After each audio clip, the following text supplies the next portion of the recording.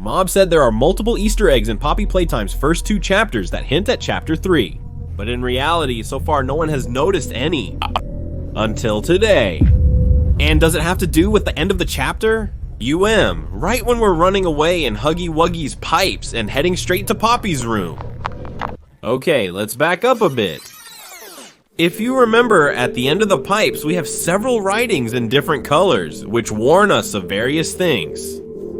Mainly not to enter to save our life. And then, right at the entrance of Poppy's room, we have a huge painted poppy flower and several cats hanging from the ceiling. Just as we see it in the trailer for the chapter. At the time, we actually didn't know who had done this.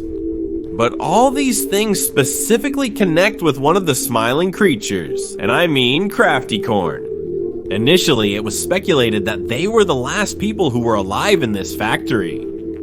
And seeing how dangerous it was, they themselves put all these writings so that you could save your life. But what doesn't add up is the following. Why did they use so many colors and put decorations if they were afraid for their life? If we remember the description of each of the smiling creators, we know that they all have a different quality. Piggy loves food, Bubba is very smart, Dog Day is the leader. And finally we have CraftyCorn, who they mention likes creativity a lot. Writing, using crayons and paints. So all these writings were put up by the smiling critters? Even if we start to analyze what each thing says, we can find a connection that has to do with each of these smiling critters. First, we have all the warnings that were definitely left by CraftyCorn. If we remember in his cartoon, he is the one who seems to be the most scared of all. We have a writing which mentions about eating and hunger, which was definitely written by Picky Piggy, and another one that says things about Elliot, which was put by Bubba. Who is the smartest of all? He probably discovered something ahead of time. But why? Why are we being warned not to continue and to go back? What are they so afraid of? And I know some of you might think they're afraid of CatNap. I mean, the same cartoon showed us that he apparently went crazy and ended up with all the others, smiling critters. But what if I told you they're actually afraid of something else, something worse?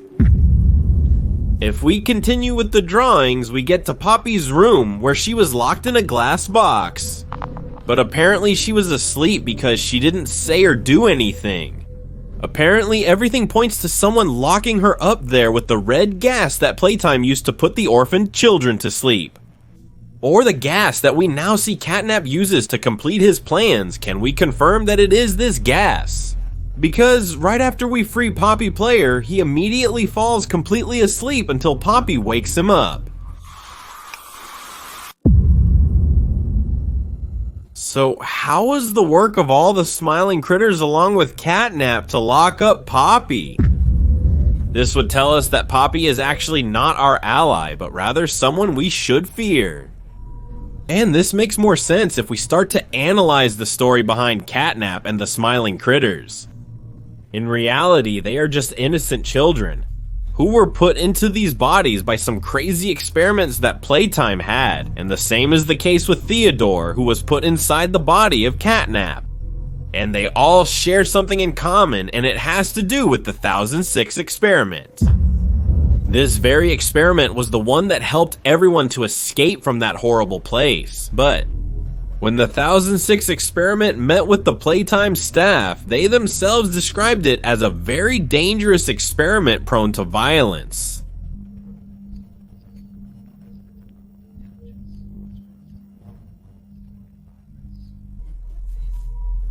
This experiment did not attack any of the children. Apparently, it befriended each of them.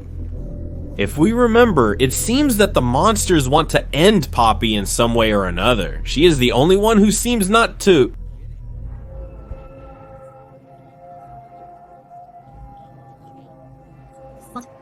These monsters, at first with Player, they look very friendly, but as soon as we start to get close to Poppy, they transform and try to stop us. Think about it, if the monsters really hated each other, I think they would have destroyed each other by now, but this is not the case. And if we remember, Poppy completely changes her personality at the end of chapter 2 when she asks you if you've gotten rid of Mommy Longlegs.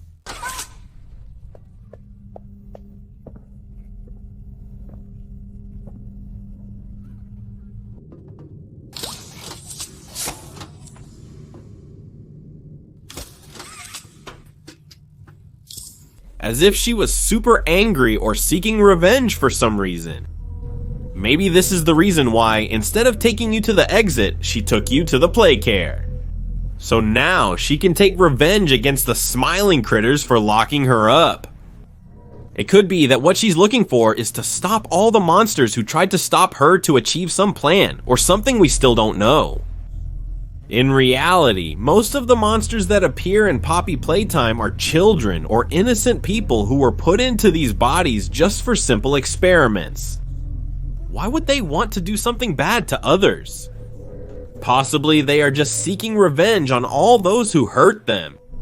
The Playtime staff, and then fans speculate that inside Poppy there is someone who was part of the staff.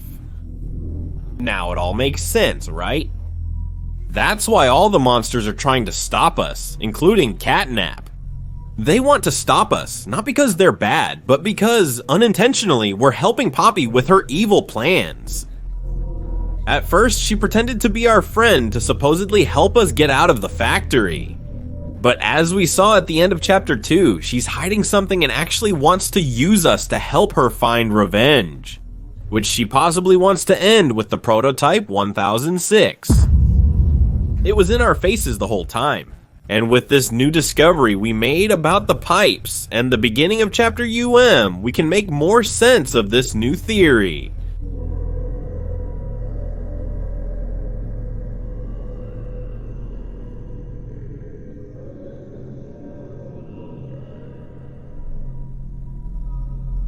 But what do you guys think?